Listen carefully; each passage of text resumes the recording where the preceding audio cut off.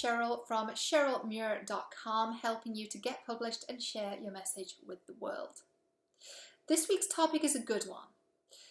Here's the thing. It's really difficult to know where to start in the whole guest blogging world. I mean, who do you even pitch to? That's what we're going to be talking about today. This week I have devised for you 3 different types of outlets that you need to be pitching to right now, or like yesterday. The big guns. What do we mean by this? We are talking about the outlets that are huge. So we're talking about the Huffington Post, both the Canadian version and the US version, and also some of the business outlets as well that you might see as specific to business, but they're so huge that they're worth mentioning. So we're talking about Inc. and Forbes and Entrepreneur and Harvard Business Review. The main purpose this is going to serve is audience size, so the amount of people you're going to be able to get in front of because you're writing for them.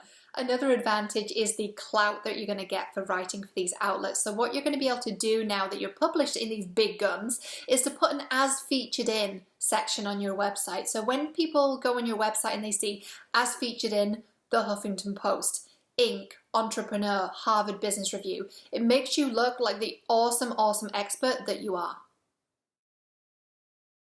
Next up, we have the specifics. And what I mean by this are those industry outlets that specify in a particular area.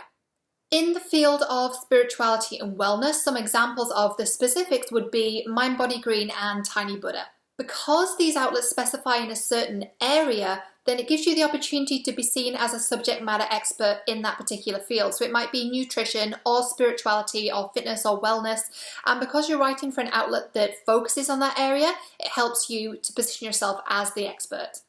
In addition to that, you're also going to get a qualified and interested audience. So if you're writing for an outlet about fitness, the people who read it are going to be interested in fitness, i.e. they're going to be interested in the services that you have to offer too. The third and final outlet that you should be pitching to is a little group that I like to call the newbies. The newbies are the types of outlets that you might not have heard before. Now, I'm not going to name any of them here, but they tend to be smaller outlets and it tends to be easier to get through the door with them. Now, this has a couple of different advantages.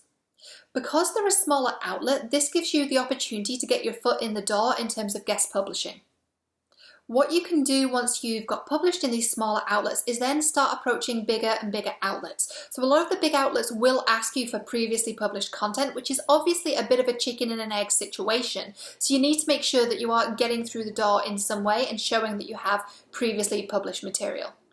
As the old saying goes, Beyoncé wasn't built in a day. It does take time to build a really huge brand and ultimately an empire, so you have to start where you are, and sometimes that means writing for these new and slightly smaller outlets. To recap, the 3 different types of outlets we covered today are the big guns, the specifics, and the newbies. I hope this has inspired you to get published and share your message with the world. To get next week's video direct to your inbox, be sure to subscribe over at CherylMuir.com. Thank you for watching, and I'll see you next week.